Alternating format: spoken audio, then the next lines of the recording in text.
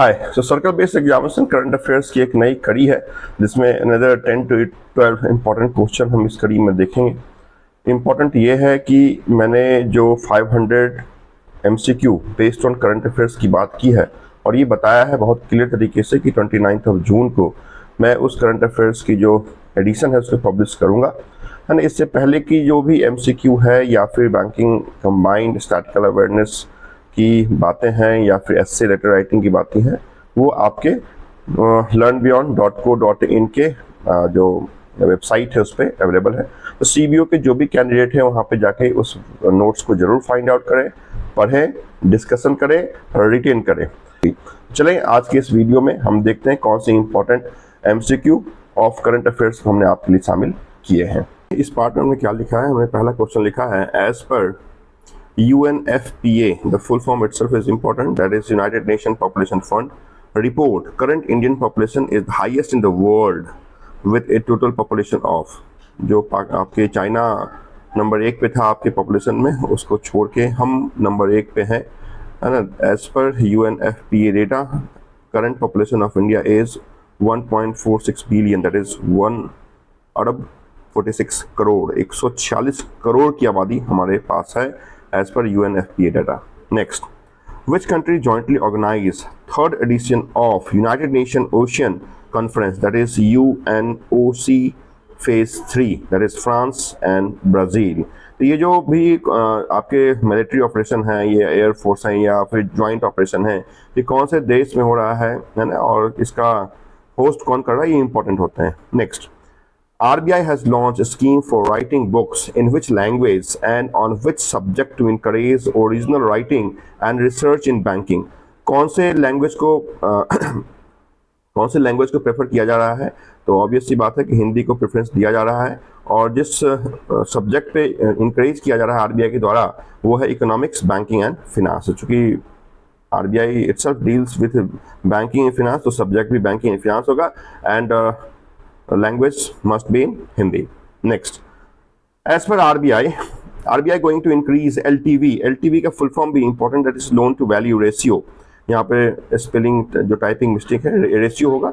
The gold loan up to 2.5 lakh, है ना, जो गोल्ड लोन हम 2.5 लाख तक कर देंगे उसमें जो LTV पहले 75% था उसे बढ़ा के RBI ने कितना परसेंट कर दिया है, this very very important, that is 85%, but loan up to 2.5 lakh in case of gold loan only, है ना, जिसके लिए हम प्लेस करते हैं। Next, recently SBI paid a dividend of how much fund to government of India for the FY year 2024-2025।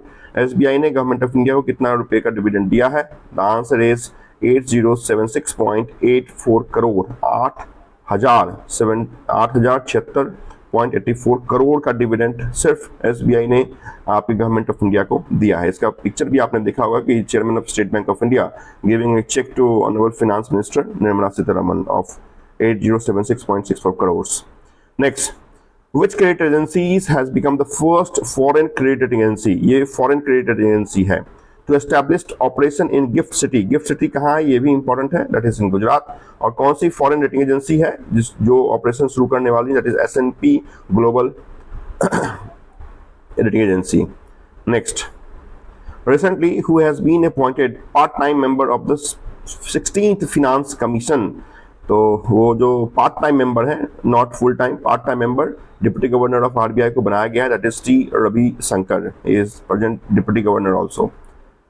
Next, who has been appointed as the global brand ambassador of Maldives tourism by Maldives, जो कि वहाँ की सरकारी तंत्र है, उसने भारतीय किस एक्ट्रेस को अपना ब्रांड एम्बेसडर बनाया है? मालदीव का जो प्रकरण है वो आपने देखा था, तो उस टूरिज्म को बढ़ाने के लिए इंडियन एक्ट्रेस कैटरीना कैफ को ब्रांड एम्बेसडर बनाया है मालदीव और मालदीव गवर्नमेंट ने। Next, which gram panchayat has been honoured with the gold award in the grassroot level initiative category at the national e-governance award 2025।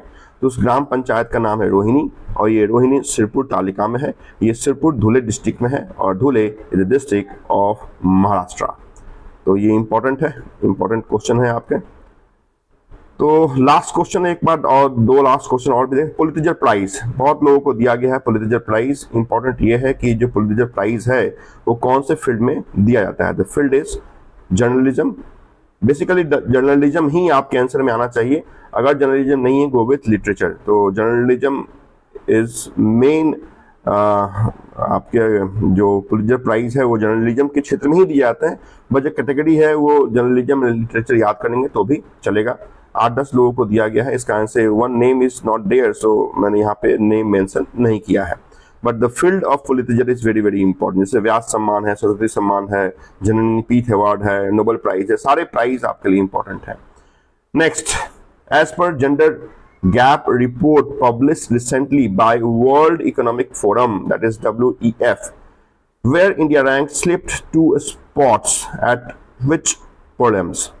तो ये जेंडर गैप रिपोर्ट पब्लिश किया गया है जिसमें इंडिया आपके स्लिप किया है, और स्लिप होने के बाद 128 पहले था, अभी 131वां रैंक जेंडर गैप रिपोर्ट के आधार पे इंडिया का हो गया है।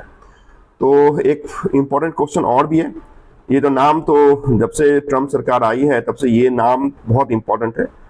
ट्विटर से जुड़ा हुआ ये नाम है, बड़ा नाम है, बिलियनियर है, अमेरिका के हैं। Who received a key license from Indian Telecom Ministry for launching satellite internet services in India? He is none other than the friend of US President Donald Trump, Elon Musk।